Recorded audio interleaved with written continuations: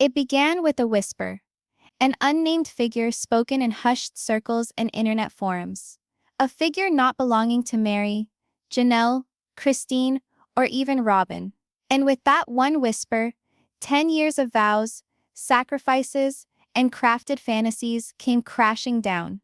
Kody Brown, the guy who once vowed that love was all about faith and family, is now accused of looking for a fourth wife simply because she's pretty.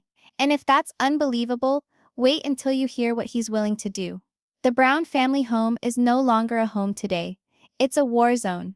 Cameras have caught Robyn shaking hands and sunken eyes as gossip circulates that Kody has been secretly seeing younger women behind closed doors. Not to talk about faith, not to create a spiritual family, but to feed an appetite he once vilified in public. Insiders who are close to the family tell us Kody has confessed to having quietly acknowledged that he misses the spark, a statement more biting than any public admission. Because if that's the case, then it means Robyn, the woman who sacrificed everything to be his lawful wife, is no longer sufficient. This is not the Kody fans remember. The man who once preached unity is now a symbol of chaos and betrayal. And as this story unfolds, we're forced to ask, was the spiritual calling of plural marriage ever about faith? Or was it always about power, control, and desire? The first signs of trouble appeared months ago, when Robyn stopped showing up at family gatherings and insiders reported tense arguments behind the scenes. At first, fans believed it was stress, fallout from Christine's departure, Janelle's independence, and Mary's distance. But then something more sinister emerged. Rumors that Kody had been going out more, supposedly meeting someone new. And not just anyone. Someone 2 decades his junior, introduced as vibrant, confident, and nothing like the wives he left behind. In that quiet, everything shifted. Robyn's faith, once unbreakable, started to crack. And as the cracks grew deeper, the woman formerly considered Kody's soulmate was now doubting everything, including if she ever really knew the man she wedded. But this is merely the start, because while Robyn struggles with betrayal, Christine is standing in the background silently, and rumor has it she knows a lot more about this supposed new wife than she's letting on. And if you thought Kody's betrayal was over yet, wait until you hear what Christine just told producers off-camera. The gossip didn't come out of thin air. It was created by a string of slight shifts that everyone else got wrong, but Robyn picked up on right away. It began when Kody suddenly needed space. An odd request from a man who previously insisted on family togetherness and weekly gatherings. He began taking longer drives, disappearing for hours without explanation, and brushing off questions with vague answers like, "I'm just trying to clear my head." At first, Robyn believed him. After all, the past 2 years had been brutal. Christine's public departure, Janelle's growing independence, and Mary's final exit had left him bruised and humiliated. She told herself he just needed time to process. But beneath the surface, something was not right. Kody wasn't pulling inward. He was stretching outward to something or someone else. The first genuine fissure took place on an evening that was meant to be a normal discussion. Robyn, hoping to reconnect, proposed planning a vacation together, something easy to reignite the flame they had had. Kody's reaction was strangely detached. Later he replied, gaze locked on his phone. It wasn't the reply that made her nervous. It was the expression, preoccupied, distant, like a person whose mind is far away. And that's when Robyn began to investigate. Tentatively at first, then with increasing fear. She saw unfamiliar names in his contact list, late-night texts he'd rapidly brush off, and strange buys that didn't fit their family budget. One bill in particular stood out. A bill for dinner at a fancy restaurant for 2 in a city Kody said he had not been to for months. And if that sounds suspicious, just wait until you hear what Robyn discovered next. A family friend, who asked not to be quoted by name, confirmed that Kody was going to private gatherings with other fundamentalist families, gatherings that did not fall in with their normal religious circle. These sessions, the source said, were regularly attended by young, unmarried women who wanted to join plural marriages. The same source alleged that Kody had been presented with at least 2 possible wives in the last few months, one of whom matched the very description Robyn had dreaded: young, pretty, and intensely committed to the traditional values Kody used to sermonize about, but appeared to have abandoned in his marriage to her. Robyn's worst nightmares were no longer speculation. They were coalescing into something bitterly real. She stood up to him one evening in the kitchen, her hands shaking as she confronted him outright. "Are you seeing someone?" Kody did not reply immediately. Instead, he went on with a routine speech about his right to live plural marriage fully, and the need to fan the spiritual foundation of their family. But beneath the spirituality speak, Robyn heard the real truth. This wasn't about religion anymore. It was about want and domination. For the first time, she saw that the man she had once thought was her soulmate could be planning to replace her. While all this was going on, Christine had been constructing her own puzzle from a distance. Divorced from Kody and enjoying her new life, she was still close to some of the family's mutual friends, individuals who weren't afraid to spill the beans. And what she heard left her agog. Apparently, Kody had been testing the waters by having privately discussed in secret with members of their former religious community the possibility of bringing in a new wife. In those meetings, he said he complained about his discontent with how modern Robyn had turned out: too independent, too opinionated, too resistant to playing the traditional roles he had in mind. To Kody, the answer was easy: find someone who would. The betrayal hurt Robyn worse than anything she'd ever felt. She had given up her legal marriage to a former husband, tolerated constant scrutiny from fans, and ridden out the media storm, all to be with Kody.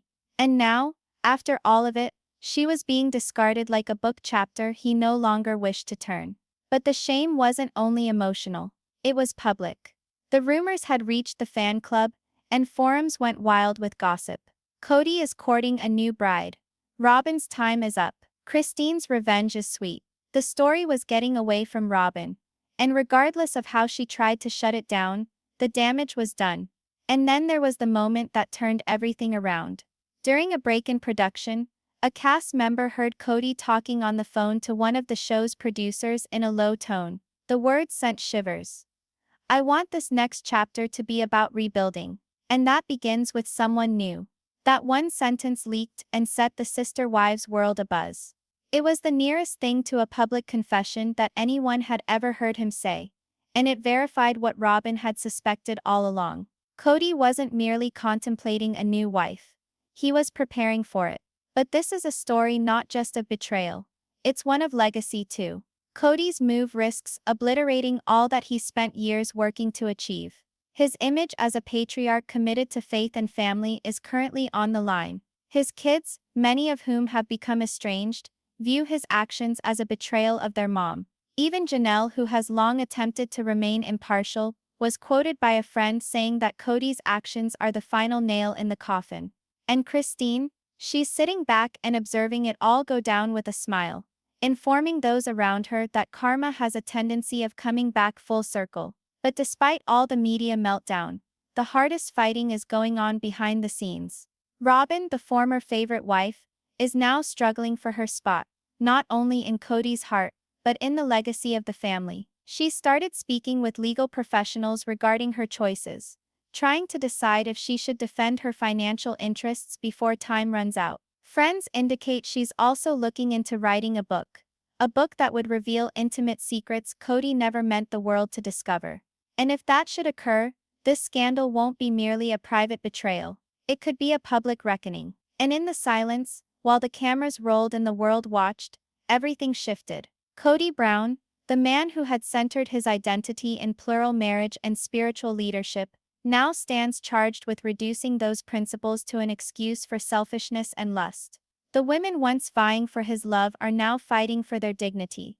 And the audience, once divided in its opinions, is now united in one. This is no longer a story about faith. It's a story about power, betrayal, and the cost of ambition. But we've only seen one side.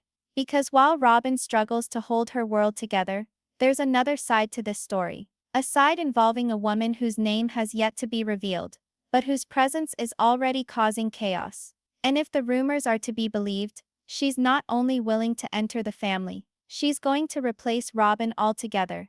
Duh. The rumors of a new female weren't simply hearsay anymore. They were taking shape, form, and unnerving credibility.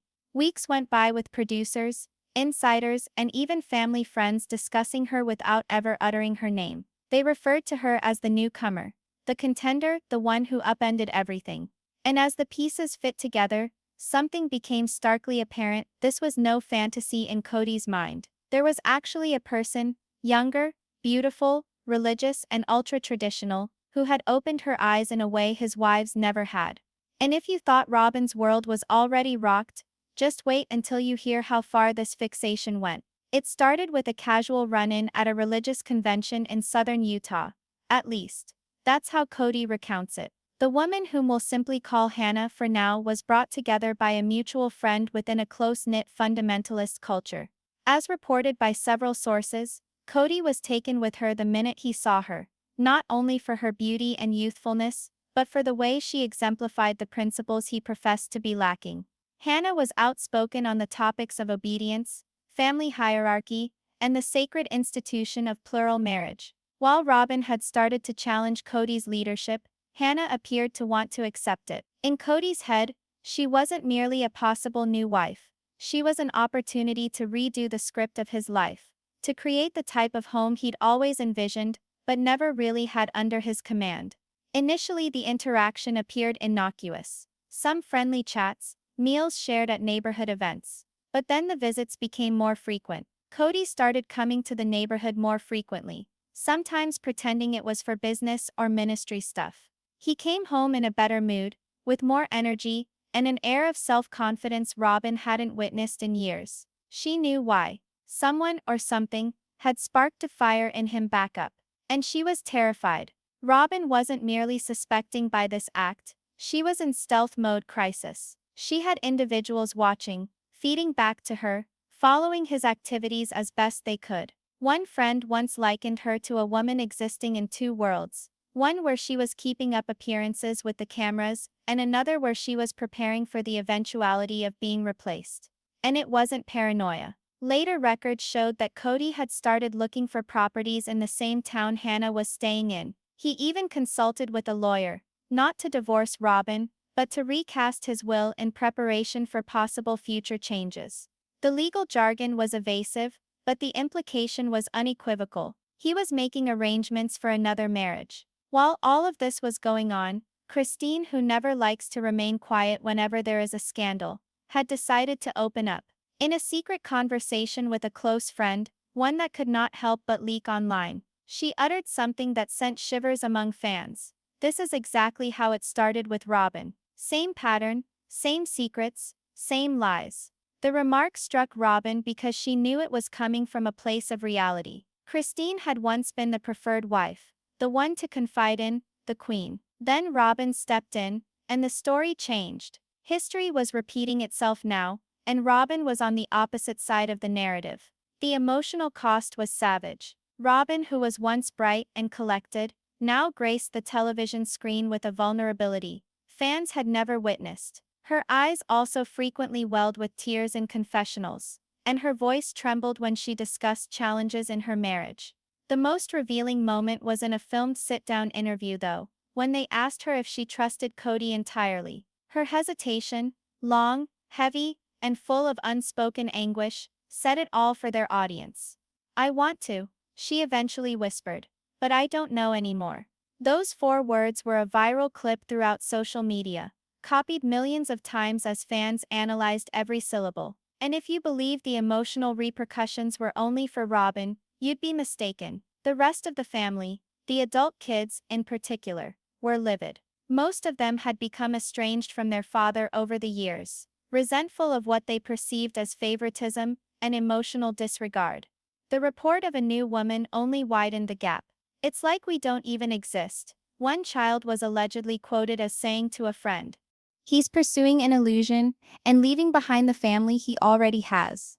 Even Janelle, who had attempted to be diplomatic, confided in a producer that Kody was doing the same self-destructive pattern, only this time it's worse. Worse was how public it was getting. Hannah, a shadowy gossip previously, now appeared in internet pictures, showing up at community events, and being openly associated with Kody by insiders and bloggers. And although Kody refused to deny or confirm anything on television, the silence was deafening. He wasn't attempting to quell the rumors. If anything, he would seem to bask in the glory.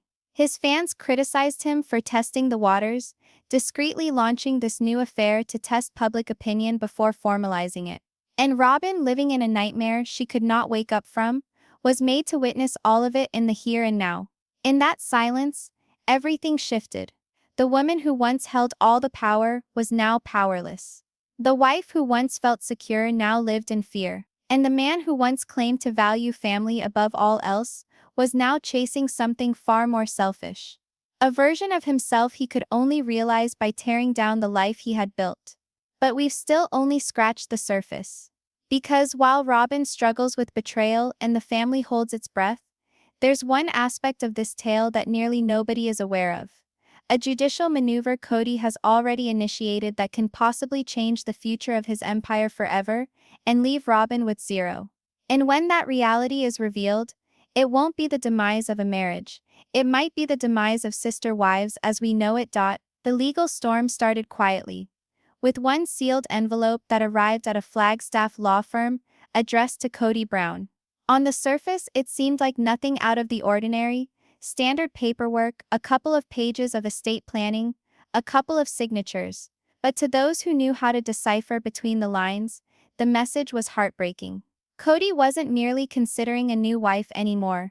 He was planning for a future without Robyn altogether. The letter described possible reconfigurations of his estate setup, such as the shifting of assets into new trusts and reorganization of property holdings and structures that would significantly diminish Robyn's dominance if she were to ever leave or get left.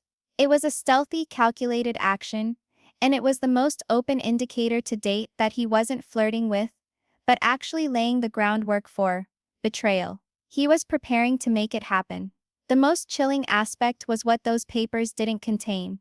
No mention of Robyn's name, no arrangements for her future care, no protective language in case of legal questions about her status. Instead, there was a new item, one mentioning vaguely future dependents and possible beneficiaries. In terms of the law, standard wording, but in light of facts, chilling. Robyn was no longer a beneficiary. She was an afterthought. And if you thought that was chilly, wait until you hear what he did afterwards. Within weeks of submitting those documents, Kody started transferring money from shared accounts into newly opened private ones. A money move surprisingly similar to the one he employed during the uproar of his breakup with Christine. Sources within the family affirmed that various assets, including shares of the Coyote Pass property, were quietly retitled in business entities that Kody alone controlled. For Robyn, who had always put her faith in him to handle their money in good faith, it was a betrayal greater than any infidelity. This wasn't emotional abandonment, it was financial erasure. In the background, Robyn's panic mounted. Legal professionals whom she consulted in hushed tones informed her of the truth that she dreaded. If Kody went through with this plan and legitimized a new union, her economic position might crumble overnight.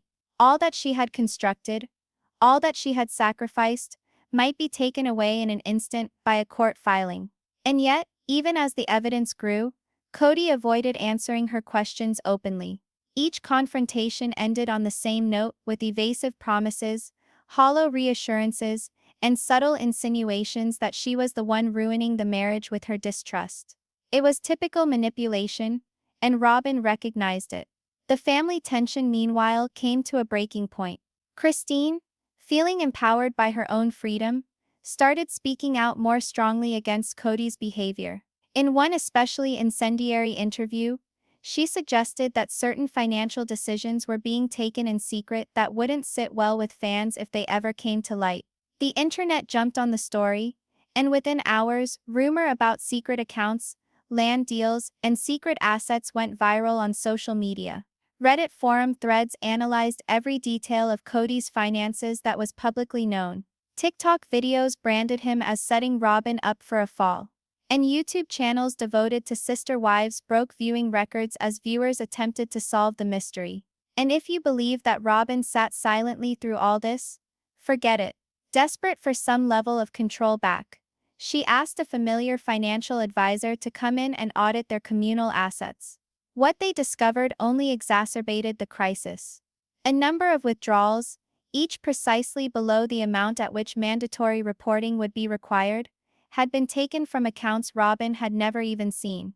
They followed the money to a limited liability company by the name of Kody, a company incorporated less than 6 months prior. The purpose of that company listed, family property development and expansion.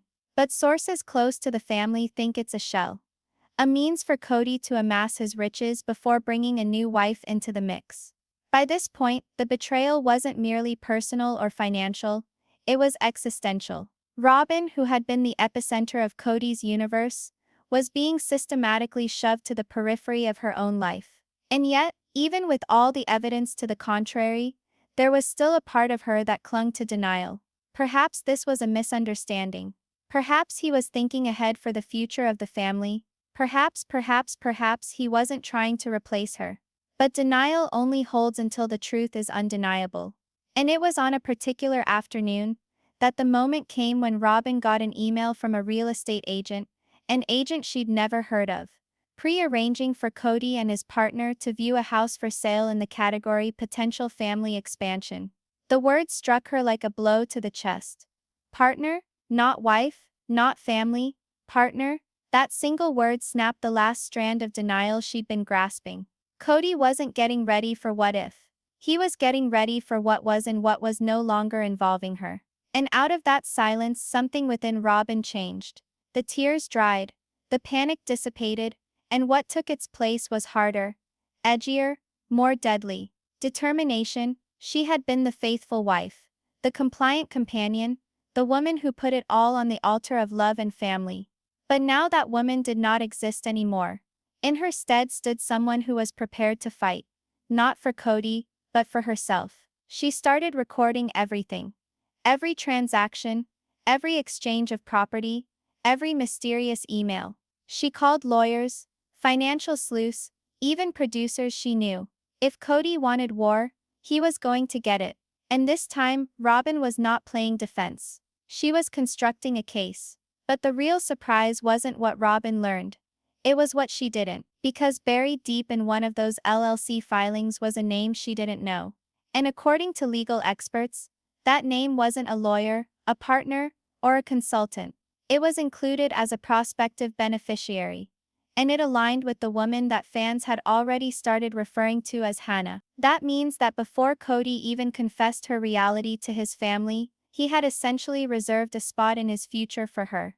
And if you thought revelation was heartbreaking, wait, because Robyn is getting ready to do something that will turn the whole Sister Wives world on its head. And when she does, the blowback won't only ruin Kody's scheme, it could ruin the family for good. Robyn quote. That's breaking point didn't come with a bang or a shout down. It came softly, in the dead of night during an endless night of tossing and turning. She sat in her kitchen, the only illumination provided by the radiance of her laptop monitor.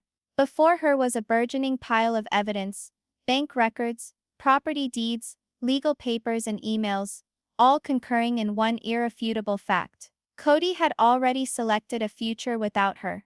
The man who had vowed her forever was now sketching out a plan for her replacement. And in the silence, with the tears years ago dried, Robyn made the choice that would upend everything.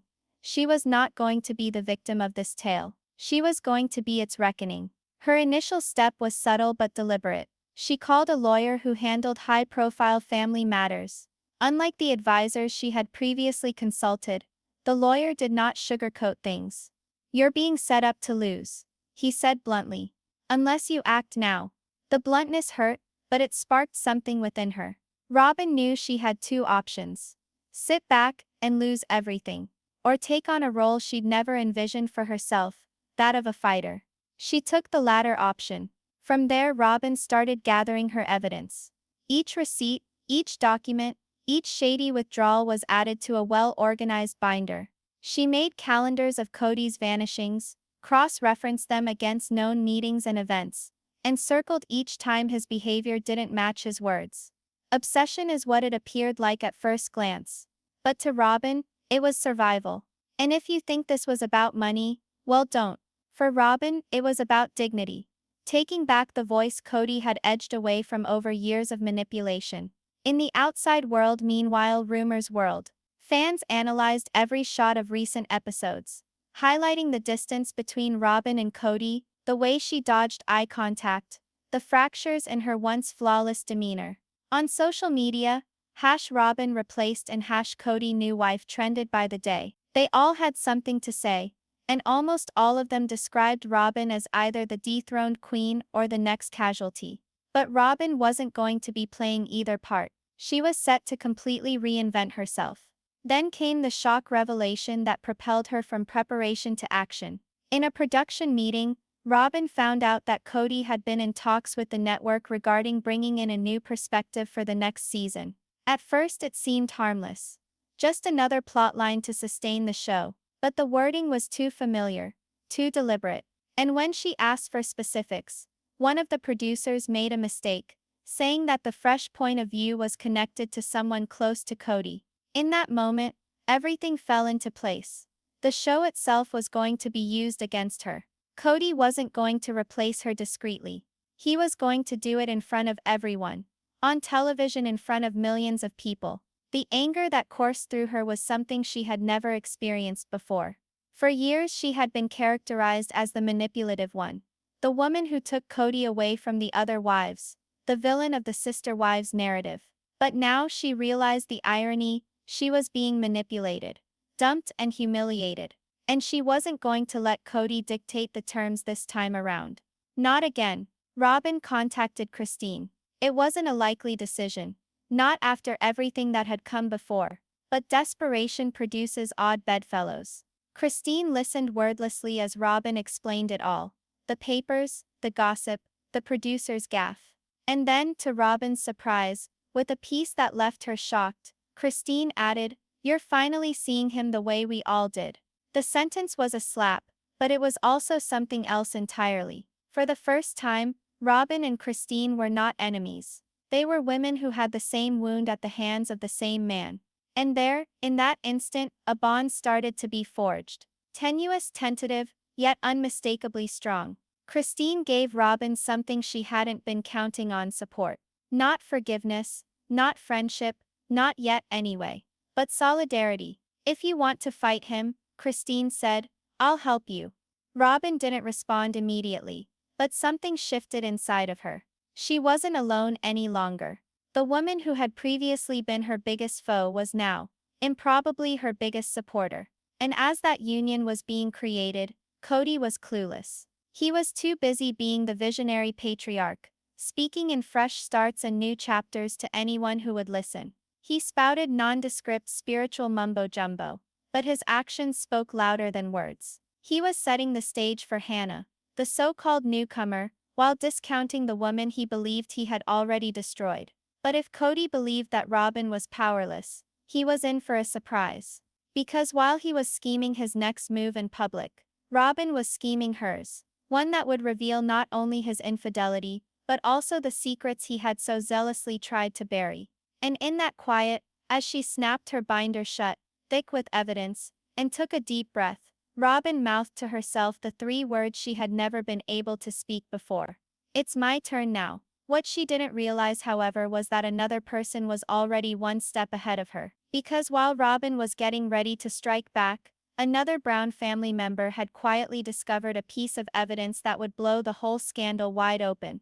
And once it came out, nothing about Kody's meticulously put-together world would ever be the same. It was late afternoon when it happened. Not by Robyn, not by Christine, but by someone no one had been keeping a close eye on: one of Kody's oldest kids. They had long kept their distance from their father's increasingly dysfunctional life, but curiosity, and possibly a smoldering anger, brought them back in when they saw suspicious activity centered around one of Kody's business accounts. What they discovered was not simply an anomaly in finances. It was a smoking gun. Hidden deep in the books was a chain of transactions connected to a private holding company based in Nevada, one that had never been revealed to the family, the network, or even to the attorneys who had previously handled property issues. On the surface, it looked like another sheaf of Kody's increasingly opaque financial machinations. But as they excavated deeper, the reality was much worse. The holding company was co-owned by Kody and Hannah. The news shook the Brown family to its core. This was not some flirtation or emotional affair. Kody had already begun creating a legal and financial life with Hannah, one that cut out not only Robyn but the entire framework of the family. The worst of it wasn't even the arrangement itself, but what they used it for. Public property records indicated that the company had bought a piece of land just outside of Flagstaff and had plans submitted for a new home build. The intended owner of that house? A trust with Hannah as the primary beneficiary. That is, Kody wasn't going to bring on a new wife. He was already establishing a new home. The proof was incendiary. Within hours, screenshots of the documents were shared among the family members with quiet discretion, each one more shocked than the previous one. Janelle termed it the ultimate betrayal. According to reports, Christine laughed when she read the papers, saying to a friend, "I knew he'd do it, but I didn't think he'd be dumb enough to leave a paper trail." But for Robyn, it was entirely different. It was the final proof that the man she had given her life to, the man she fought for the world, had been grooming her replacement in the dark. And this time there was no escaping it. And thank you for thinking that bombshell was the end of the scandal. Wait until you hear what went down next. For because as Robyn's heartache hit its highest note, the network, ever eager for ratings, smelled opportunity. Executives summoned an emergency session, where they suggested a drastic change of pace for the upcoming season. The addition of Hannah as a new character and the documenting of the evolution of the Brown family dynamic. They even broached the subject of a multi-episode storyline built around the fallout from Kody's actions. To them, this wasn't a family falling apart. It was TV gold. But to Robyn, it was a declaration of war. She wasn't merely being substituted in her marriage. She was being substituted in the story, scripted out of the tale she had helped create. The betrayal was total. And so she chose to battle back in a manner nobody anticipated by airing the story herself on her own terms. She reached out to a reputable journalist who'd made a business out of exposing reality TV's scandals, and gave them the important pieces of documentation: the LLC filings, the records of property ownership, even parts of her emails with Kody illustrating how he'd manipulated her emotionally as he planned a new life behind her back. She didn't give a hoot about NDAs, contracts, or public reputations anymore. If burning the family down was what Kody wanted, she was going to do it herself. The reporter, feeling the size of the story, acquiesced to a bombshell report. Within days, headlines burst across entertainment news sites. Sister wives scandal. Kody Brown's secret new wife and hidden empire exposed. The piece drew a damning picture. A man fixated on control. A woman betrayed and cast aside. A new partner cultivated to play along with a fantasy vision of family. It reported on money moves, leaked letters, and insider comments that left no doubt Kody had been constructing a life with Hannah years before Robyn even knew it. And the public backlash was swift and savage. Social media blew up. Longtime supporters of Kody turned on him overnight. #Justice for Robyn and #Kody Exposed trended worldwide. Former fans demanded the cancellation of the show, calling him a hypocrite and an exploiter. Even some of the show's longtime sponsors quietly dropped it, not wanting to be a part of the mounting scandal. TLC executives, taken aback by the overnight backlash, desperately tried to stem the tide, but the story was beyond their control. For Kody, the consequences were disastrous. His carefully constructed image as the loving patriarch of a polygamous family was in tatters. Interviews he once dictated were cancelled. Public appearances were yanked, and even with his own religious faithful, murmurs of disapproval grew loud. But in his private life, his outrage seethed hottest against one individual, Robyn. He perceived her expose as the final betrayal, the last thing he ever imagined from the wife he still thought he had under his command. But what he didn't realize was that everything Robyn had done wasn't out of revenge. It was out of restoring power, and rewriting the pages of a book he believed he wrote. And within that silence something wonderful occurred. Robyn, who was once demonized as the woman who destroyed the family, was now an icon of strength and courage. Her social media were flooded with support messages. The media painted her as the aggrieved woman fighting against betrayal and manipulation. Even Christine, who was once her harshest critic, commended her for finally telling the truth. Robyn's story had changed. She was no longer the villain. She survived. But under the glare of public sympathy, another tempest was gathering. One that would render all so far seem like an overture. For even though the expose had embarrassed Kody and wrecked his reputation, it had also pushed him into a corner. And cornered and desperate, a man like Kody Brown is capable of anything. In behind-the-scenes talks with producers and lawyers, he started to tinker with a proposal so daring, so incendiary, that it has the potential to salvage his reputation or destroy it entirely. And if he follows through on it, it will irreparably alter the Brown clan and sister wives forever.